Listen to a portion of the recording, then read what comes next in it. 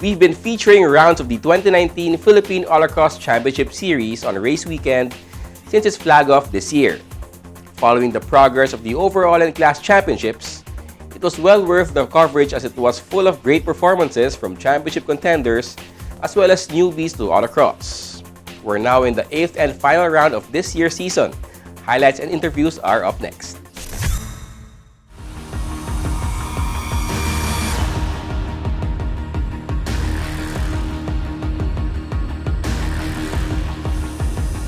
It is billed as the Final Showdown, the 8th and the last round of the 2019 Philippine Autocross Championship Series. The popular grassroots motorsports series has been seeking greener pastures this season, holding events in more venues outside its erstwhile home track, the Mikawayan Commercial Complex in Bulacan, looking to expand its reach among racing aficionados. And true to that, the final round was held in a Robinson's Mall in Santa Rosa, Laguna, something that Philippine Autocross Championship Series top honcho Danny Santiago hints is a sign of things to come for his sport.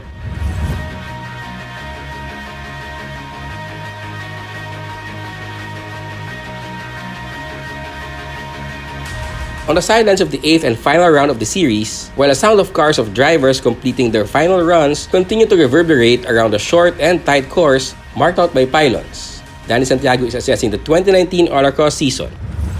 Well, the year 2019 was a good year, no? Maraming sumali and maraming first-timers, maraming mga datihan, and they enjoy joining. And sana next year,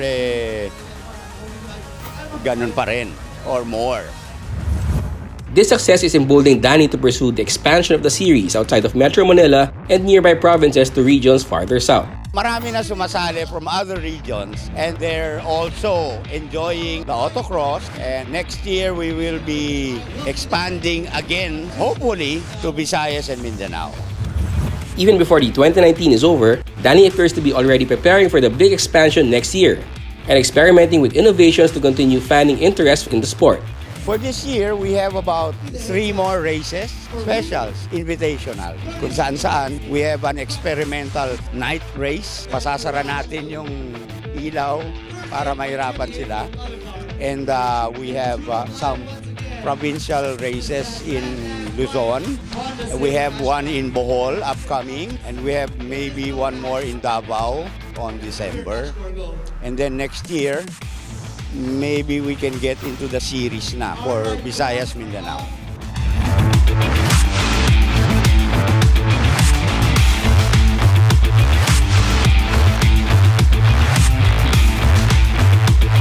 With the overall championship already decided during the earlier round in favor of the phenom Inigo Anton, who bested his own father Carlos for the title, interest in the Final Showdown focused on the fight for novice overall championship, a duel between young gun Cody Nang and Johnny-come-lately Edwin Sarmenta. The young gun appears to be more focused on winning, while Johnny-come-lately is more laid back in his approach to the sport. For me, focus lang talaga. Okay lang, whoever wins, sport. Pero meron din naman akong NMC sa Novice Modified C. So if Cody wins, then he's a better driver than me, okay lang. This is evident even in their race preparations. Ang pinaka-prep ko lang dito sa car is naglagay lang ako ng parang extended na handbrake. So, nakakatulong naman siya. And I hope na makakuha ko ng good times later.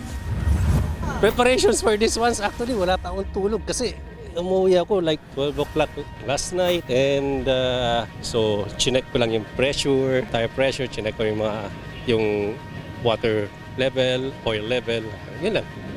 Tsaka tinighten ko yung mga bolts. Despite the seemingly lackadaisical approach to autocross and motorsports, Edwin is nonetheless already thinking of the next season.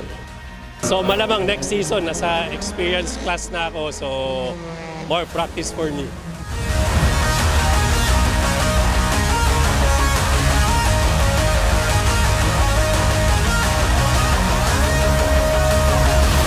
Also already looking forward to the next season is Pauline Bautista, one of the few girls and ladies making waves in autocross. This after a great final round of the great season for improvement of driving skills and earning podiums. Masasabi ko lang na I really improved a lot, like a lot talaga. Kasi syempre, like, kada race may bago ako natututunan. Tapos ngayon, parang may bagong mga nalalagay sa car. So, like, yung pag-drive ko, medyo nagiging okay siya. Tapos ngayon, yung round game, parang this was probably the best one. Kasi parang, wala, ang exciting lang niya. Kasi last round din. Tapos, nakascore pa ako ng first sa ladies. Forward to more podiums and more learnings to come.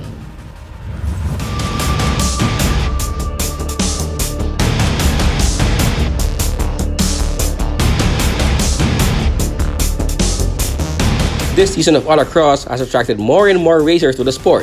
This includes Peter Mendoza, who shifted from two-wheel to four-wheel racing. Before, nagmamotocross ako kaso nabalian ako ng kamay, kaya lumipat ako ng autocross ngayon. Naudyokan nga ako nila tatang, tapos sila na umawak ng makina ng sasakyan. At the same time, natuwa din naman ako. Kaya, as time passes by, habang may dumarating na competition, sinasali ako na lang din as experience.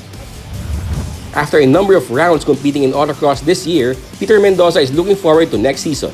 Siguro sa mga may darating pang round ng Philippine Autocross, sasali pa din ako kasi try and try lang hanggang sa maka-podium.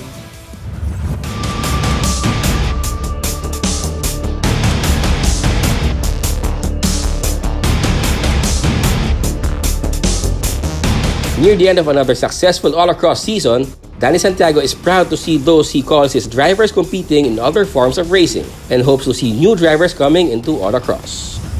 A lot of my drivers, autocross drivers, have been graduating to other disciplines of motorsports. They try going into the racetrack, mas buo na loob nila. Thank you for those who have supported the Philippine Autocross. Hopefully, you'll still be there next year.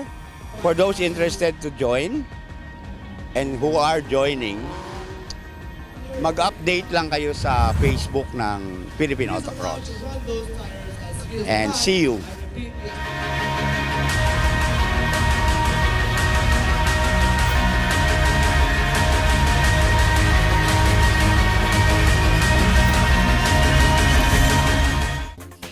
Well, it seems like the season has not ended for Autocross, as Danny Santiago is looking to organize a number of invitationals, perhaps in preparation for extending the series and the motorsport discipline further up north and down south. Motoring Today and Race Weekend will surely be following this development with interest.